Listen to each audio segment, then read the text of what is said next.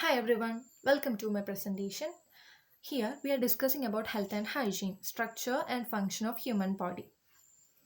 Well, moving on to the presentation. First, we are discussing about the skeletal system of human body. So the skeletal system gives shape and a structural framework to the body. The human body has 206 bones of various shape and size. The bones give shape and firmness to the body and also protect internal organs like brain, heart, lungs, spinal cord, etc. So there are two types of bone, spongy bone and a compact bone. The loosely arranged bone is called the spongy bone and the densely arranged bone is the compact bone.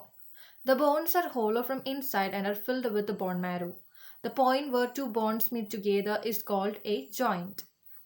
The bones are classified into five based on their shape. They are the long bones, short bones, flat bones, irregular bones, and sesamoid bones. There is a pictorial representation of all these five on the right side with their examples. Long bone example is humerus.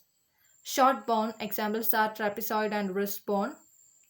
Flat bone, sternum, vertebra is example for irregular bone and example of sesamoid bone is patella. So this is the skeletal system.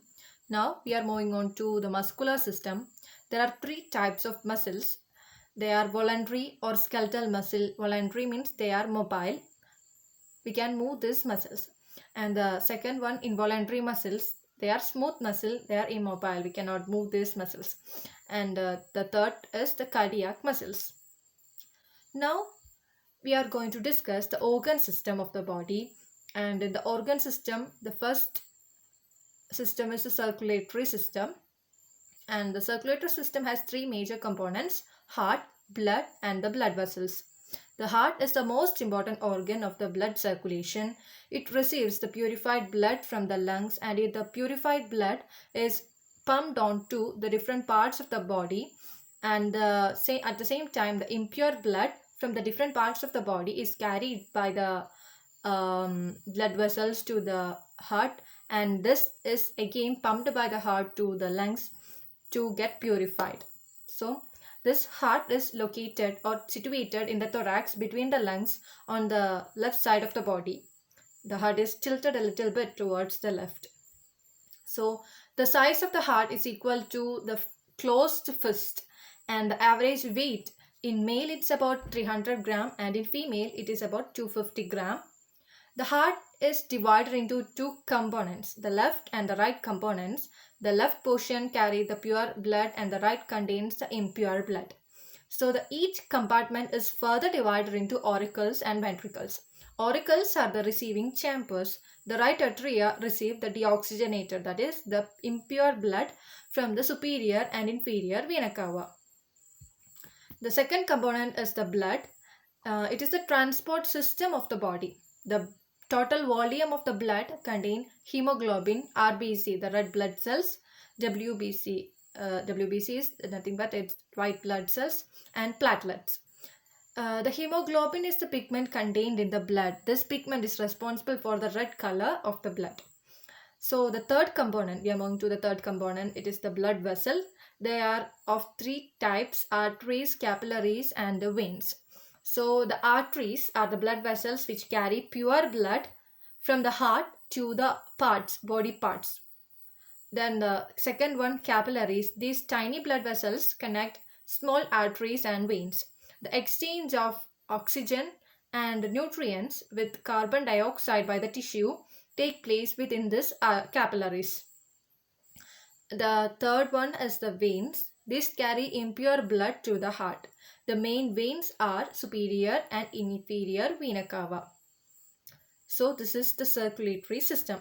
Now we are moving to the respiratory system. So breathing or respiration is a process by which oxygen from air is absorbed into the bloodstream and carbon dioxide formed by the tissue action is removed from the blood and expelled into the air, that is then expired. The main organs of the system are nose, pharynx, larynx, trachea, bronchi and the lungs. So the air that is inhaled through the nose will passes through nasal cavity, pharynx, larynx, trachea, bronchi, and bronchioles, and uh, after bronchi, they are inside the lungs. So this is the respiratory system. They are clearly depicted in this picture. So now we are moving on to the next system, that is the digestive system. Digestion is a mechanical and chemical process by which complex food substances are converted into simple substances so that they can be easily absorbed by blood and utilized by the various tissues of the body according to their requirements. The main organs of the system are mouth, salivary glands, pharynx, esophagus, stomach, pancreas, liver, small intestine, and the large intestine. So the food that is in the mouth, it is partially digested by the saliva secreted by salivary glands. Then it moved through the pharynx, esophagus, and reaches the stomach, where it is grinded to make the process of digestion easier. And the pancreas and liver secrete pancreatic enzymes and digestive enzymes for the process.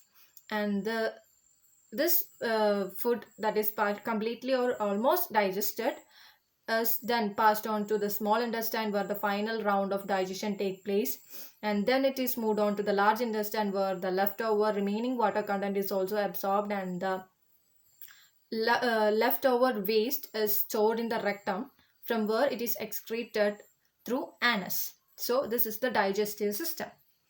The next system is the excretory system. The process by which waste are removed out of the body is called excretion, and it is by skin and urinary system. The waste matter is excreted in the form of sweat through a process called perspiration by the skin. The urinary system has main organs like kidney, ureters, urinary bladders, and urethra. So the kidney purify the blood, removing the waste from it, and this waste is collected in the bladder through the ureters. It reaches the bladder and collected there, and from the urinary bladder, this urine is excreted out. When the bladder gets full, it is excreted out through urethra. So this is the excretory system. The next is the nervous system. The nerves are silvery wire-like fibers connected with brain.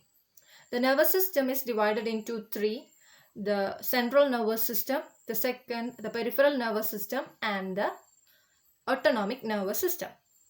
The central nervous system consists of brain and spinal cord. The peripheral nervous system forms the connection between central nervous system and the various organs and muscles. So the last one is the autonomic nervous system, an offshoot of the central nervous system, and controls involuntary functions and the various internal organs such as stomach, intestine, bladders, and also the tiny muscles of the blood vessels. It also controls secretion of liver and kidneys. So this is all about the organ system. So we are at the end of my presentation, and thank you for listening.